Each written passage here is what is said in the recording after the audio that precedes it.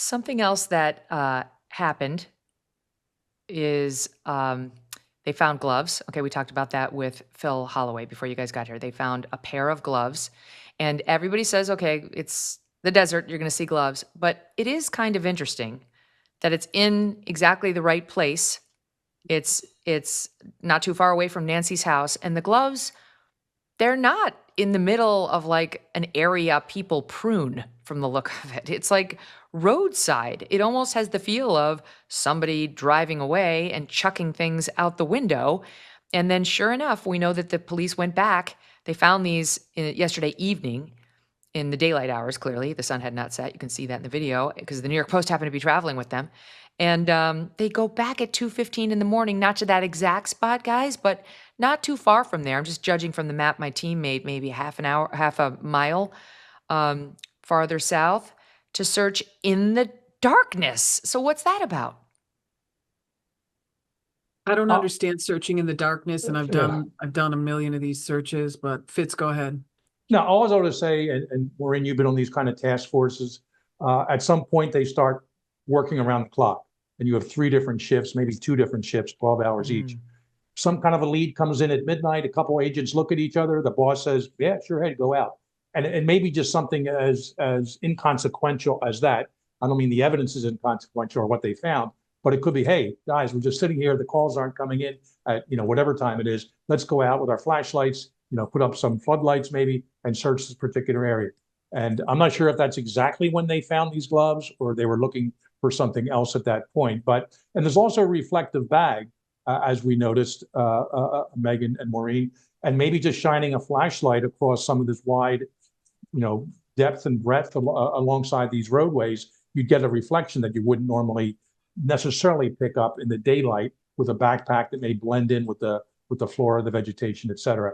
So I don't want to put too much into the time of night that the agents were out there, except, hey, nothing else is happening. I've covered my leads. Let's go take a ride and look at some of these things. And someone picks up what they're doing. They also may want to avoid the media knowing what they're doing, but of course someone saw them, and that's There's how no that avoiding goes. us.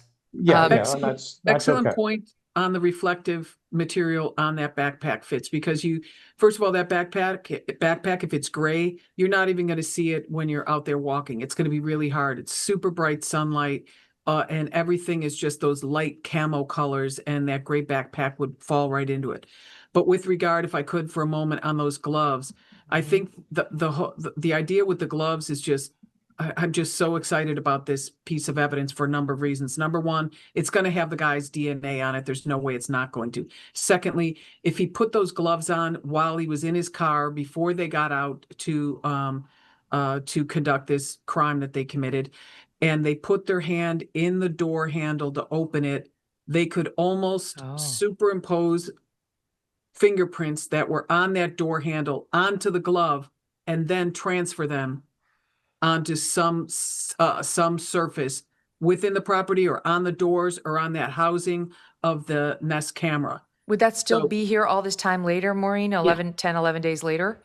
Yes, absolutely. Oh, wow. Really? You're confident? Yeah. Great. I think not to mention touch DNA. And what you're earlier... could he be that dumb to throw the things out the window? Well, my guess was when I first heard it, he stopped to go to the bathroom and he took the gloves off and may have tried to put them in his pocket, and it was pitch black and he didn't realize it, and they just fell to the ground while he was urinating. Mm-hmm. And at this point, you're not foreseeing the entire country bearing down on your crime and the amount of searching and resources and 100 FBI agents or however many it is. You're not thinking like, this is a dumb move to leave these gloves here. I'm off the crime scene at least. And before a big op, you always, either before or after, you want to go to the washroom, right, Fitz? Especially as a guy.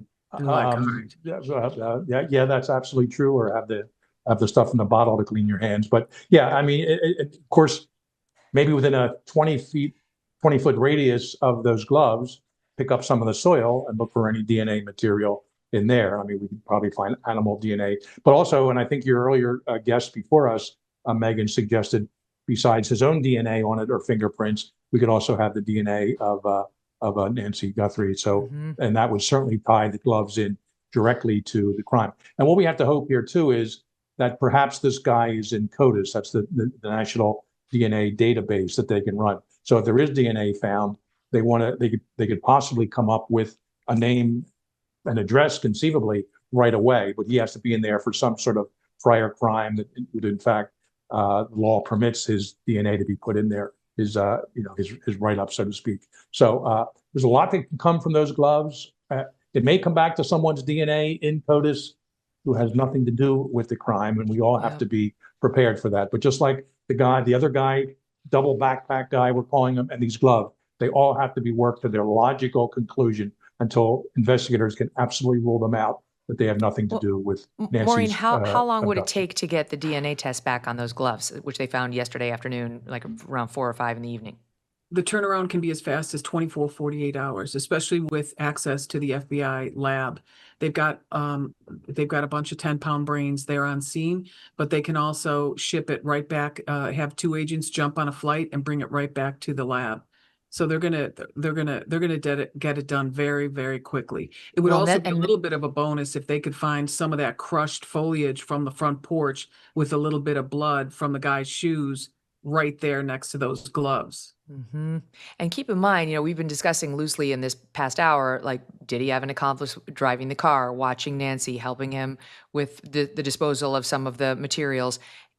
Don't forget, Kash Patel did say on Hannity 2 nights ago, persons of interest. We have persons, plural. He's not dumb. He understands to make it plural, it means something than to just say we have a person, old Carlos. So, query who else he's looking at there. By the way, on the Carlos thing, there was reporting that explained some of why they got to him.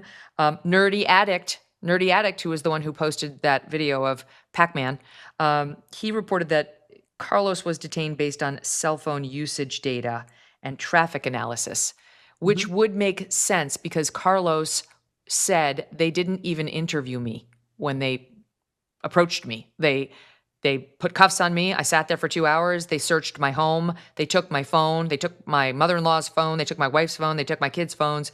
And then they left. And they battered their way into my house, and they caused some damage. My wrists hurt. But he said they didn't even interview him. And as you know, later, the FBI said his alibi checked out, reportedly said. So that would make some sense if they were going off of cell phone usage data and traffic analysis. We know he was a DoorDash delivery driver. Maybe they spotted him.